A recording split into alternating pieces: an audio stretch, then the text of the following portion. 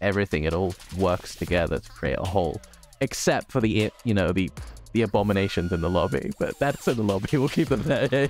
I always got to give credit to Tekken because the games always look good, and I feel they're always one step ahead in terms of aesthetics. It's like wearing a really nice outfit, but looking like you kind of woke up out of bed. I think for the last 2 gens, there was sort of this sort of tech race where it's like, how many polygons can we stuff in there? How much bloom can we throw in there? How many effects? But I feel like now we've come to a place where it's like, no, art direction. Art direction is the most important thing. And I miss that because it kind of brings me back to sort of the golden age of video games. Guess I'm showing my age here, right?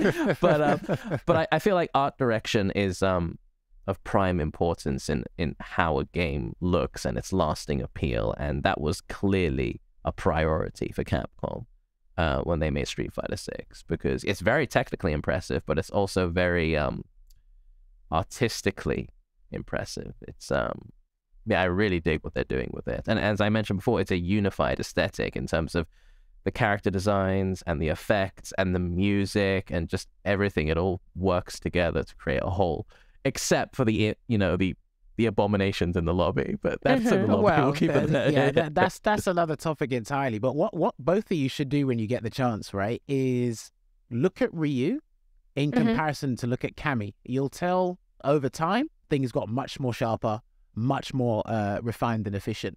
Because you'll see that, especially you can go back and look at SF5, right? If you look at Ryu's character model and then you go look at Luke's, it's the same thing.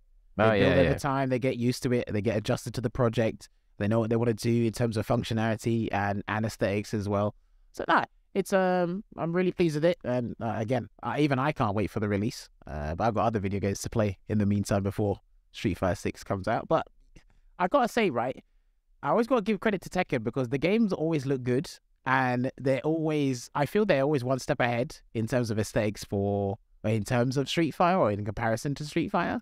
And Tekken 8, again, it's just living up to its name. And I'm like, take all the time you need, you know?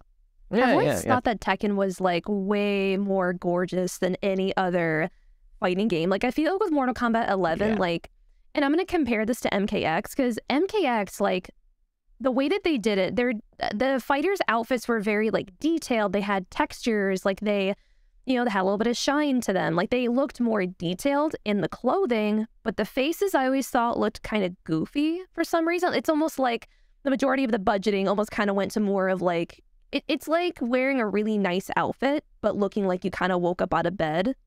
It's kind of how I can compare it to. But seeing Mortal Kombat 11, I can't even imagine what MK12 is going to look like. I can't even like comprehend, because the way that Mortal Kombat 11 is now is so insanely like down to like the intricate little threading and like details. And I'm excited to see that not just in Street Fighter 6, but also in Street Fighter Tekken 8. Because in Tekken 8, like it's seeing like the Kazuya trailer, I've never been more hype to buy a video game in my whole life. It looks stunning.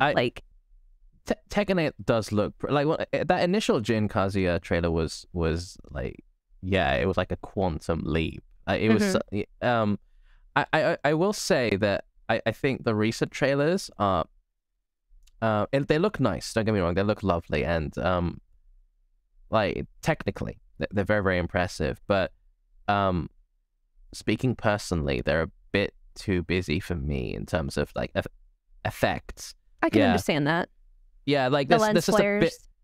It's all. I mean, it's just there's a lot of particles going on. There's a lot of stuff going on, and my worry is actually visual clarity, because, for example, the Nina trailer was like a lot of, black leather flapping around on dark shadows, right? And I couldn't tell what was going on, genuinely, right? So I think it looks sick, but visual clarity is a concern for me coming into Tekken 8. Especially with... Oh, go ahead, Jammers. Go ahead. Sorry. I can see that.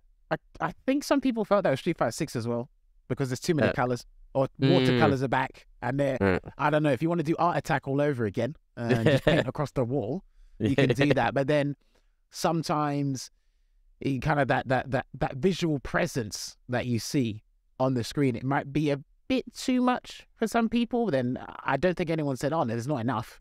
It's like there's plenty. Whether how you consume it or soak it in is entirely up to you. But no, I can definitely jump on board with Arya's point there. It's like, make it kind of clear what's going on. Obviously, you're trying to just show off the character and what they're supposed to do, but sometimes I feel you're just doing a very interesting, Paramount Studios trailer for a movie that's coming out in 2 months, and I'm not sure what's going on. So yeah, and the thing with Tekken 8 is we haven't actually seen a match from start to finish. That's true. Play out. So we don't know how much is trailer stuff. We don't know how much is sort of work in progress. We don't know how much they're tuning it. I know it's like what I said there. It's a fairly common, I guess, opinion about Tekken 8. That's a little bit too busy.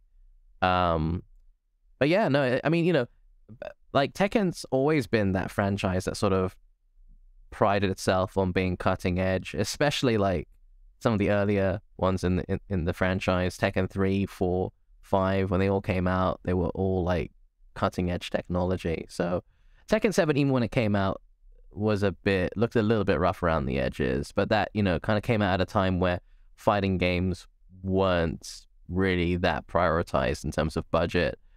But, it did so well, 10 million sales, there's nothing to scoff at. Then it's great to see that they're taking Tekken 8 seriously. It's like, I think they've even been upfront about it. Like, this is our esports game, right? And this is our venture into the esports market with Tekken 8. So we are fully backing this as much as we can.